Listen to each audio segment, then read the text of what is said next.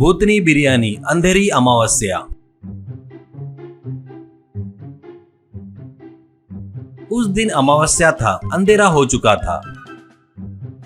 एक ट्रक अंधेरे में आ रहा था। उसका ड्राइवर शराब पीते हुए गाड़ी चला रहा था। उसका क्लीनर भी शराब पी रहा था और वो, भैया आपको शराब थोड़ी ज्यादा हो गई लगता है, गाड़ी थोड़ा धीरे चलाओ भैया, ऐसा कहता है। तो वो उसे एक लगाकर, मैं कितना भी पिया तो टाइट रहता हूँ, बहुत भूख लगी है यार, रास्ते में कहीं ढाबे पर खाना खाएंगे।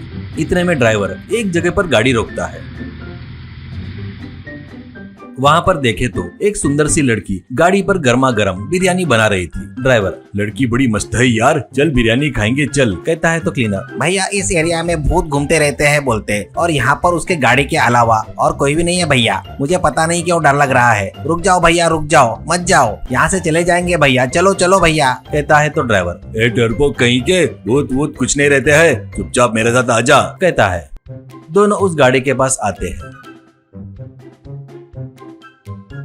उसकी सुंदरता देखकर ड्राइवर का दिमाग खराब हो जाता है। वो लड़की इनको देखकर, अरे आओ आओ, गरम गरम मटन बिरयानी है, 2 प्लेट लगाओ क्या आपको, ऐसा कहती है। ड्राइवर जवाब न देते हुए उसको ही देखते रहता है। तो वो, आपसे ही पूछ रही हूँ, 2 प्लेट लगाओ या नहीं, ऐसा क्यों देख रहे हो, ऐसा कहती है। ड्राइवर, कुछ नहीं, आप बहुत सुंदर हो इसलिए आपको ही देख रहा हूँ, दे दो 2 प्लेट बिरयानी दे दो, कहता है। वो दोनों को बिरयानी देती है। तो वो लोग खा रहे थे। वो क्लीनर से, तुम क्यों डर रहे हो, हिम्मत से खाओ उनके जैसे, कहती है। ड्राइवर, अरे हाँ, इस एरिया में भूत रहते हैं करके उसको किसी ने बताया बोलते, आपको देखकर आपको भूत समझ रहा है। वो, आज अमावस्या है, वो सही कह रहा है। तुमको मटन बिरयानी चाहिए और मुझे मनुष्य की बिरयानी चाहिए, कहकर अचानक भूत में बदल जाती है। दोनों को पकड़कर खा जाती है। एक गांव में चंदू करके एक ट्रक ड्राइवर रहता है। वो काफी नास्तिक टाइप का था। घर पर माँ बाप पूजा करते थे। तो वो, क्यों माँ बे मतलब का समय बर्बाद करते हो, जो नहीं है उस भगवान की पूजा क्यों करना, कहता था। और अपन लोग भी ज्योतिष से राशि भविष्य सुनते हैं, उसका भविष्य उसको ही नहीं पता, और ये आकर अपने को भविष्य बताता क्या, ये सब अंधविश्वास है। आपकी ऐसी कमजोरी को देखकर पैसे कमाते हैं ये लोग, ऐसा कहता है। एक दिन एक जादूगर गली से जाते हुए चंदू के घर के आगे आकर रुकता है। उस घर को देखकर उंगलियों पर कुछ गिनती कर रहा था।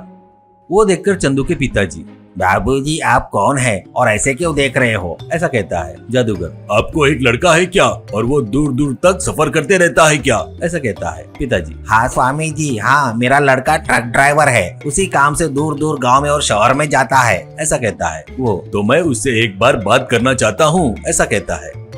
अंदर आकर चंदू से उसका परिचय करवाकर, बेटा स्वामी जी तुमसे बात करना चाहते हैं बोलते, ऐसा कहता है। चंदू, अरे बोलिए मुझसे क्या काम है आपको। जादूगर, बेटा मैं एक जादूगर हूँ, मुझे जो होने वाला है वो पहले से ही पता चल जाता है। तेरे हाथों से एक शंकिनी जात की भूतनी मरने वाली है। वो आने वाले अमावस्या को मैं तेरे घर के आगे से जा रहा था तो मुझे उसके कुछ संकेत मिले। मैं उस भूत के बारे में बात करने आया हूँ, ऐसा कहता है। चंदू, ये भी लोगों को ठगने का नया तरीका है क्या, उस भूतनी के बारे में बताकर पूजा करना है करके पैसे लूटेंगे ना, इतना ही है ना, मैं ऐसे फालतू की बातें पर विश्वास नहीं करता, बाहर निकलो यहाँ से, ऐसा कहता है। वो, बेटा मैं पैसों के लिए नहीं आया हूँ, मैं भूतों को मारने वाले की मदद करते रहता हूँ, मेरी बात नहीं माना तो उसके हाथों से मारा जाएगा, ऐसा कहता है। वो सुनकर माँ बाप को बड़ा झटका लगता है। पिताजी, वो मदद करना चाहते हैं तो तू क्यों मना कर रहा है, स्वामी जी उसकी बातों पर ध्यान मत दो, आपको जो करना है वो कीजिए, ऐसा कहता है। तब वो उनके घर में एक रंगोली डालकर शुद्र पूजा करता है।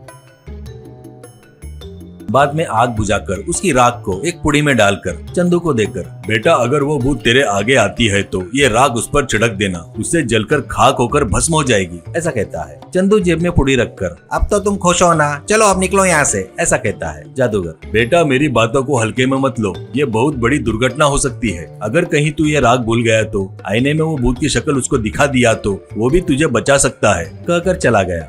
बरोबर अमावस्या के दिन चंदू को एक ट्रिप मिलती है। वो रात में ट्रक लेकर अंधेरे में जा रहा था। पता नहीं क्यों जेब में चंदू हाथ डालता है तो उसे वो पुड़ी मिलती है। वो उसे निकालकर बाहर फेंक देता है। कहीं पर शमशान में शुद्र पूजा कर रहे जादूगर को वो बात पता चलती है। वो गुस्से में आकर, क्या कर दिया रे, क्या कर दिया रे करके चिल्लाता है।